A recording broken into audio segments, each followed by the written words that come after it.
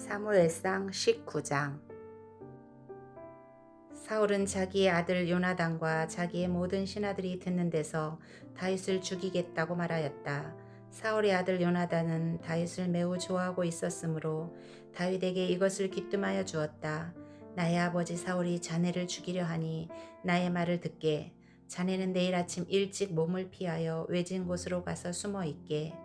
자네가 숨어 있는 들로 아버지를 모시고 나가서 내가 아버지 곁에 붙어 다니다가 기회를 보아 자네 일을 아버지께 여쭈어 보고 거기에서 있었던 일을 내가 곧 자네에게 알려주겠네. 요나단은 아버지 사울 앞에서 다윗의 좋은 점들을 이야기하였다. 그는 사울에게 말하였다. 아버지께서는 아버지의 신하 다윗을 해치려고 하십니다만 이런 죄를 지으시면 안 됩니다. 다윗은 아버지께 죄를 지은 일이 없습니다. 오히려 다윗은 아버지를 도와서 아주 좋은 일들만 했습니다. 그는 자기 목숨을 아끼지 않고 블레셋 장군을 쳐 죽였고 그래서 주님께서 온 이스라엘에게 이렇게 큰 승리를 안겨주셨습니다. 아버지께서도 그것을 직접 보고 기뻐하셨습니다.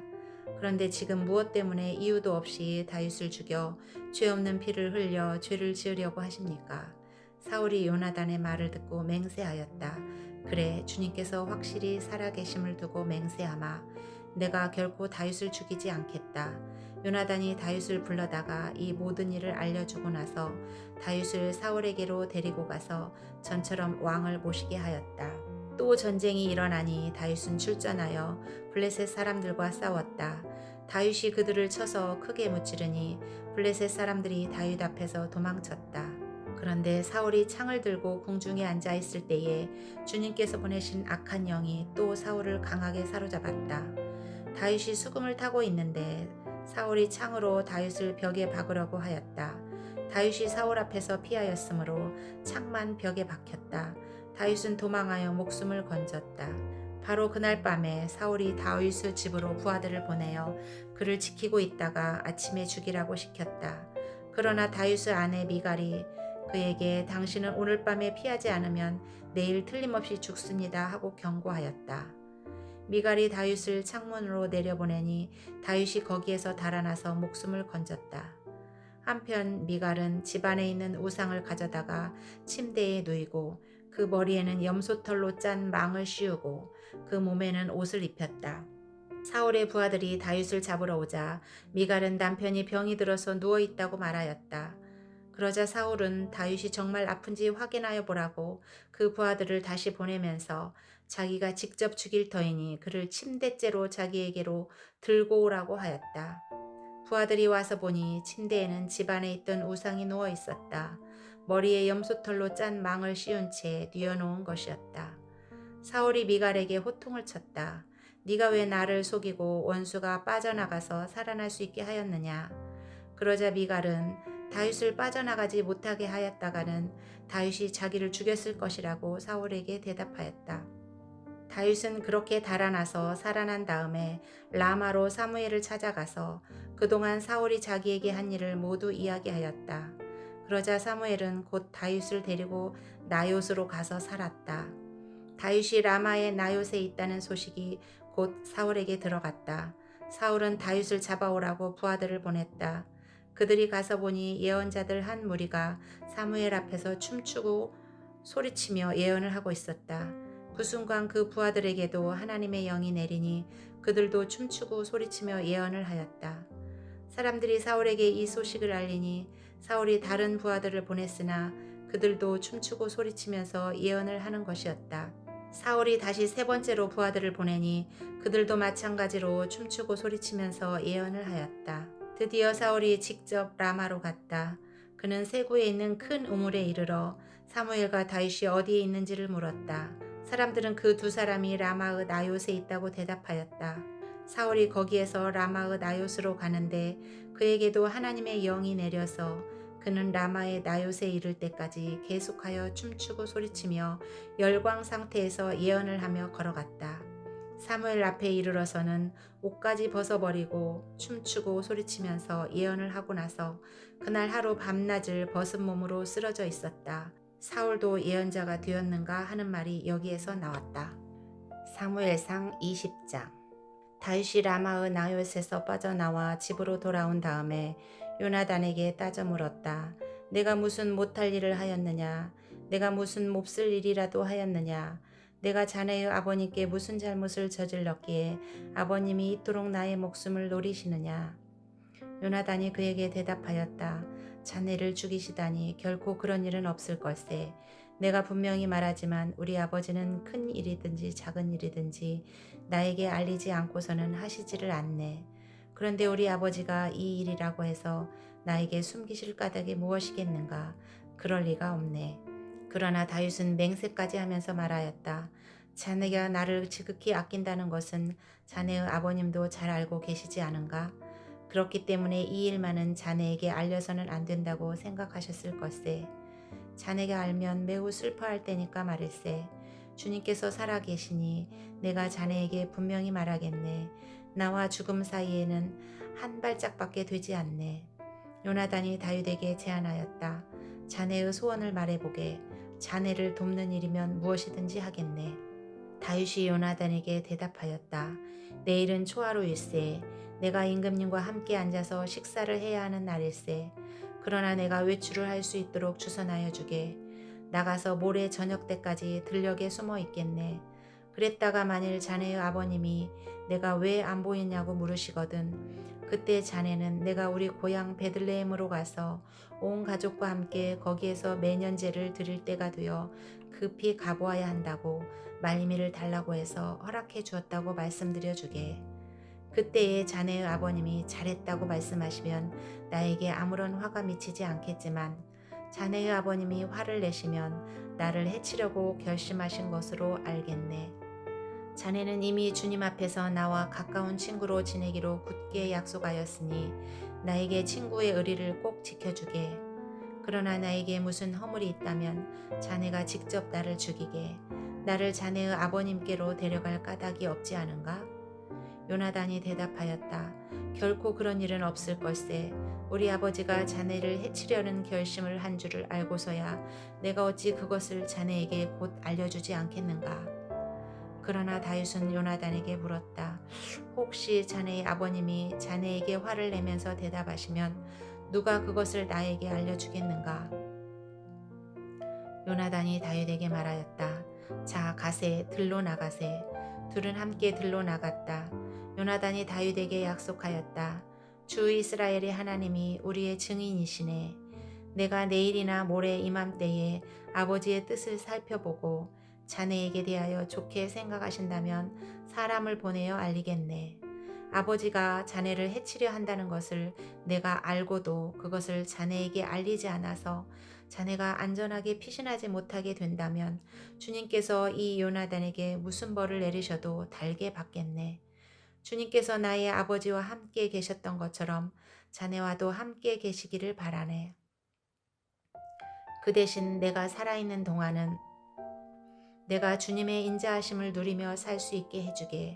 내가 죽은 다음에라도 주님께서 자네 다윗의 원수들을 이 세상에서 다 없애버리시는 날에라도 나의 지방과 의리를 끊지 말고 지켜주게. 그런 다음에 요나단은 다윗의 지방과 언약을 맺고 말하였다. 주님께서 다윗의 원수들에게 보복하여 주시기를 바라네. 요나단은 다윗을 제 몸처럼 아끼는 터라 다윗에게 다시 맹세하였다. 요나단이 다윗에게 약속하였다.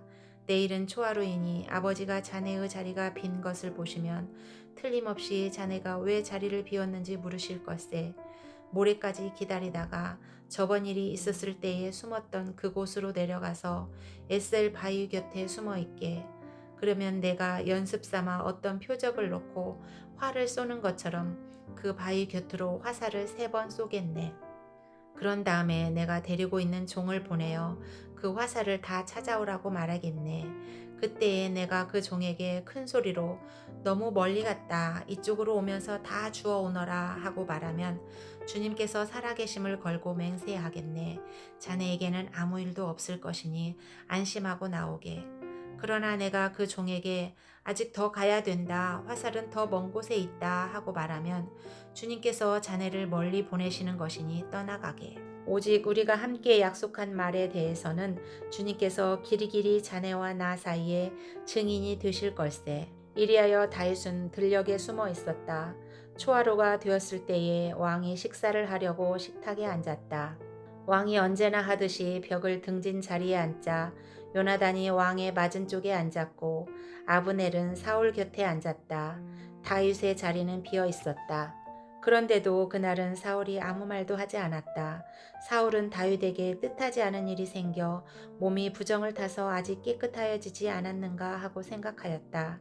그런데 초하루가 지난 다음 날, 곧 그 이튿날에도 다윗의 자리가 여전히 비어 있는 것을 보고 사울이 자기 아들 요나단에게 물었다. 어째서 이새의 아들이 어제도 오늘도 식사하러 나오지 않느냐? 요나단이 사울에게 대답하였다. 다윗이 저에게 베들레헴에 다녀올 수 있도록 허락하여 달라고 간곡히 요청하였습니다. 자기 집안이 베들레헴 성읍에서 제사를 드리는데 자기 형이 다녀가라고 했다고 하면서 제가 자기를 아낀다면 자기 형을 만나게 해달라고 저에게 간청을 하였습니다. 그래서 그가 지금 임금님의 식탁에 나오지 못하였습니다. 사울이 요나단에게 화를 내면서 소리쳤다. 이 폐역무도한 계집의 자식아, 내가 이새의 아들과 단짝이 된 것을 내가 모를 줄 알았더냐? 그런 녀석과 단짝이 되다니 너에게 부끄러운 일이고 너를 낳은 내 어미를 발가벗기는 망신이 될 뿐이다. 이새의 아들이 이 세상에 살아있는 한은 너도 안전하지 못하고 너의 나라도 안전하지 못할 줄 알아라. 빨리 가서 그 녀석을 당장에 끌어오너라.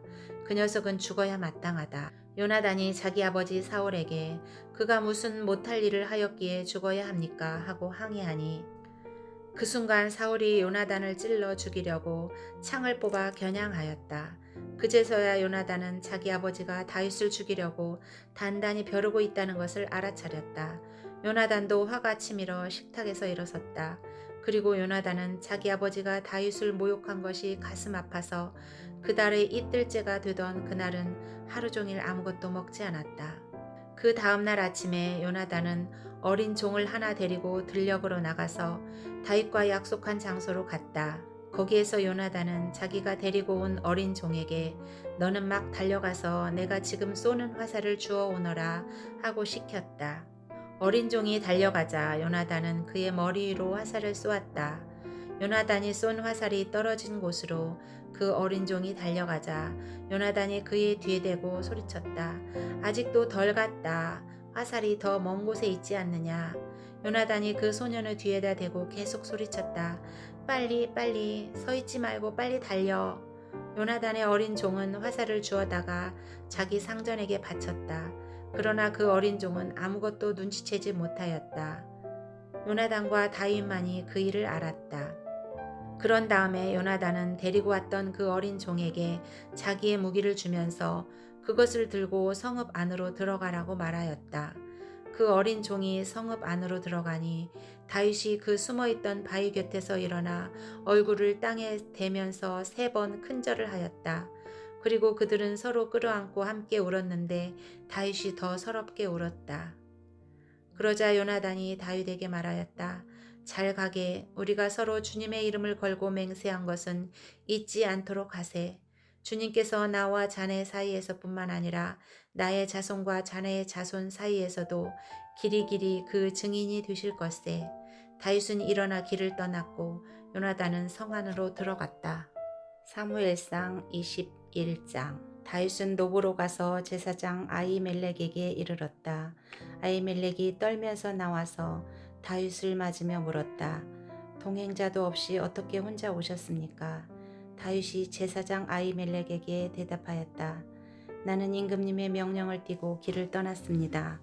임금님이 나에게 임무를 맡기면서 부탁하시기를 나에게 맡기신 임무를 어느 누구에게도 알리지 말라고 하셨습니다.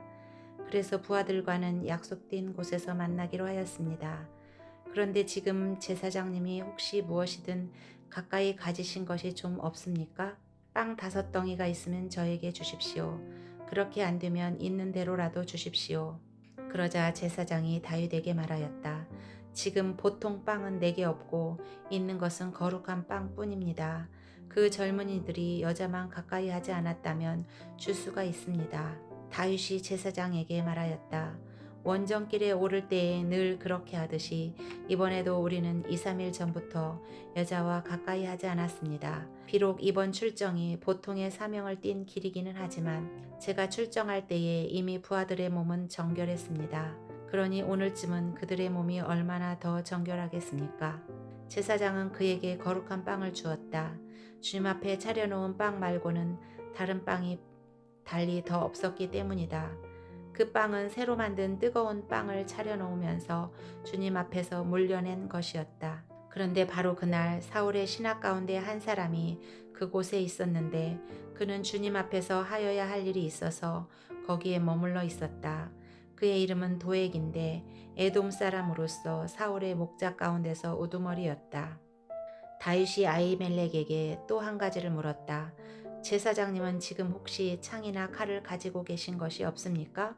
저는 임금님의 명령이 너무도 급하여서 나의 칼이나 무기를 가져오지 못했습니다.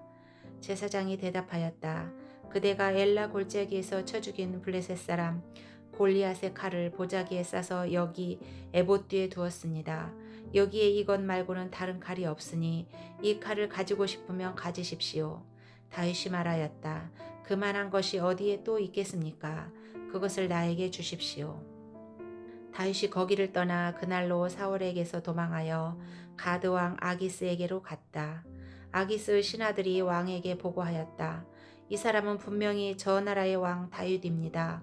이 사람을 두고서 저 나라의 백성이 춤을 추며 이렇게 노래하였습니다.